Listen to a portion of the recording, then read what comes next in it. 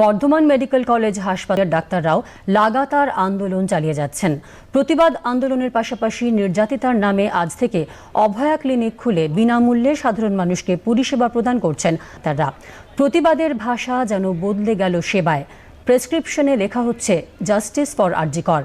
তাই সাধারণ মানুষের অসুবিধার কথা মাথায় রেখে আজ সকাল থেকে অভয়া ক্লিনিকে নাক, কান, গলা, অর্থ, মেডিসিন, শিশু, স্ত্রীরোগ, চর্মসহ বিভিন্ন বিভাগের রোগী দেখছেন তারা। ক্লিনিক খোলা হয়েছে, নাম দেওয়া হয়েছে এবং আপনারা কাছে পরিষেবা দিতে চান। আজকে শুধু নয়, বিগত কয়েকদিন ধরে এবং আগামী দিনেও আমাদের এই অভয়া ক্লিনিক অর্থাৎ অভয়া তিলোত্তমা বোন ধর্ষণ এবং খুনের শিকার হয়েছে, তার প্রতিবাদে পশ্চিমবঙ্গের সমস্ত জুনিয়র চিকিৎসকরা আন্দোলন অবস্থায় আছে এবং তারা তা সত্ত্বেও আমাদের ইমার্জেন্সি বিভাগ চালু আছে, করে হাসপাতাল পরিষেবা সচল রেখেছেন। পাশাপাশি সমান্তরাল ভাবে আমরা অভয়া ক্লিনিক, অভয়া হেলথ ডেস্ক, অভয়া হেল্পলাইন আমরা পরিষেবা চালু করেছি।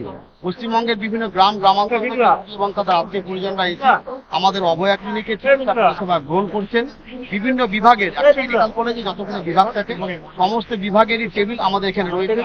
বেস লাইন ইনভেস্টিগেশন, রক্তচাপ মাপা থেকে শুরু করে সুগার এবং ইসিজি সমস্ত পরিষেবা আমাদের চালু আছে। বিনামূল্যে আমরা যথোপযুক্ত ওষুধ পথ্যের পরিষেবা তাদেরকে প্রদানের সহযোগিতা করছি।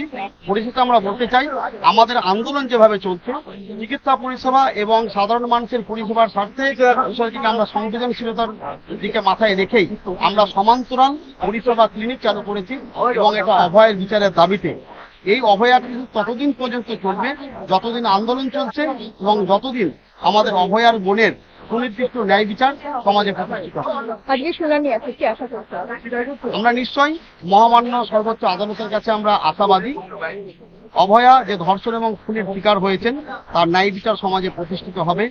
ধর্ষক এবং খুনিদের বিরুদ্ধে দৃষ্টান্তমূলক শাস্তি ঘোষণা করবে সুপ্রিম কোর্ট। শুধু পশ্চিমবঙ্গের ছাত্র সমাজ নয়, ভারতবর্ষের বাইরে আন্তর্জাতিক সীমানা পেরিয়ে 9টা দেশে এবং তারও বেশি এই আন্দোলন সংগঠিত হচ্ছে।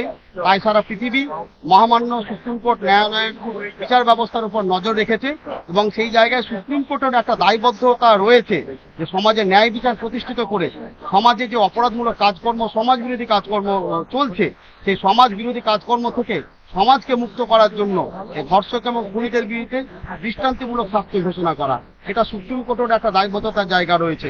আমরা চাই, আমরা আশাবাদী সুপ্রিম কোর্ট অত্যন্ত দ্রুততার সাথে এই রায় ঘোষণা করবে। ডাক্তার গৌরাঙ্গ প্রামাণিক, বর্ধমান।